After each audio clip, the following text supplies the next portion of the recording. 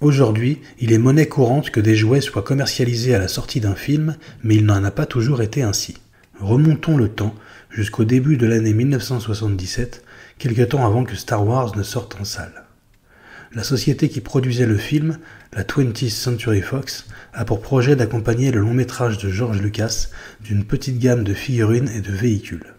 Les géants du jouet du moment sont donc approchés, mais tous, de Hasbro à Mattel en passant par Mego, refusèrent car ils ne croyaient pas au potentiel de la licence. Le film sort en mai 1977 et à ce moment-là, Kenner signe un contrat avec la 20th Century Fox. Il est convenu que cette petite société mette sur le marché les jouets Star Wars pour les fêtes de Noël de la même année. Malheureusement, Kenner ne fut pas en mesure de tenir parole. Bernard Loomis, qui en était président, eut l'idée de mettre en place un système de précommande. En effet, à la place des jouets à l'effigie de Luke Skywalker, Princesse Leia, Han Solo et compagnie, les enfants trouvèrent au pied du sapin le 25 décembre 1977 une enveloppe contenant la promesse de recevoir les fameuses figurines au cours du premier trimestre 1978. Environ 500 000 de ces enveloppes furent vendues. Après quelques semaines, les premiers jouets Star Wars sortent enfin. La gamme est alors constituée de 12 modèles.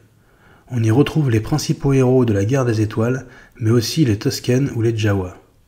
À l'origine, ces derniers sont vêtus d'une cape en vinyle qui, pour des raisons de solidité, sera vite remplacée par du tissu. La version cape vinyle est extrêmement rare puisqu'elle n'a été commercialisée que quelques semaines, ce qui en fait l'un des jouets les plus recherchés par les collectionneurs encore aujourd'hui. En France, c'est à ce moment-là la marque Meccano qui distribue ces figurines. Rapidement, Kenner étoffe la gamme Star Wars en y ajoutant 9 personnages. Sortent ensuite quelques playsets, comme par exemple la Cantina, et des véhicules, notamment le Faucon Millenium, le X-Wing ou le Landspeeder de Luke. Notons que sur la boîte de celui-ci, on voit Obi-Wan qui le pilote. La dernière figurine sortie au sein de cette gamme est celle de Boba Fett, ce qui est notable puisque le personnage n'apparaissait pas dans la première version de Star Wars. En effet, il a par la suite été ajouté numériquement à la réédition de 1997 lors de la scène où Han Solo parle à Jabba le Hutt devant le Faucon Millenium. À l'origine, cette figurine devait être munie d'un missile éjectable, mais suite à la mort accidentelle d'un enfant le 31 décembre 1978 qui s'était étouffé avec un projectile tiré par son vaisseau Battlestar Galactica, Kenner préféra sceller le pack dorsal du jouet Boba Fett.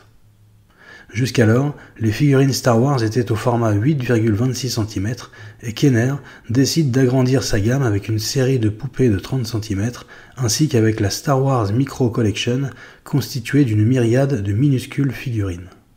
En 1980, pour accompagner la sortie de l'Empire contre-attaque, Kenner continue sur sa lancée et lance une gamme dédiée au film au sein de laquelle se trouvent des figurines, notamment de Yoda et Lando Calrissian, et des véhicules inédits comme le TRTT. Par la suite, des personnages extrêmement anecdotiques rejoignent la gamme, on peut citer par exemple le chasseur de primes Zuckuss.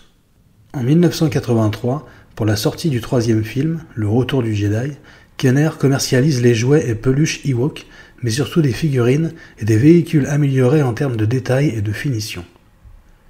Le TBTT est considéré par les collectionneurs d'aujourd'hui comme magnifique, surpassant même en qualité les jouets qui sortent de nos jours.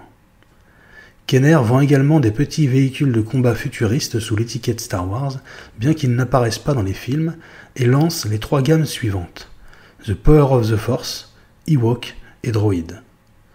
La collection The Power of the Force est constituée de 36 figurines, dont 15 inédites, et chaque blister contenait, en plus du jouet, une pièce de collection. N'oublions pas non plus les maquettes des vaisseaux et droïdes qui sont fabriqués et distribués par la société Model Products Corporation depuis le premier film jusqu'au dernier. En 1985, les ventes commencèrent à diminuer, mais Kenner, qui avait vendu 250 millions de figurines Star Wars, était devenu un acteur majeur de l'industrie du jouet. Par la suite, et jusqu'à aujourd'hui, de très nombreuses gammes de jouets liés à cet univers sont sorties, mais ceci est un autre sujet pour une autre vidéo. Si celle-ci vous a plu, je vous invite à vous abonner, liker, partager, commenter. Merci. Il ne me reste plus qu'à vous souhaiter une bonne journée ou une bonne soirée et à vous dire à la prochaine.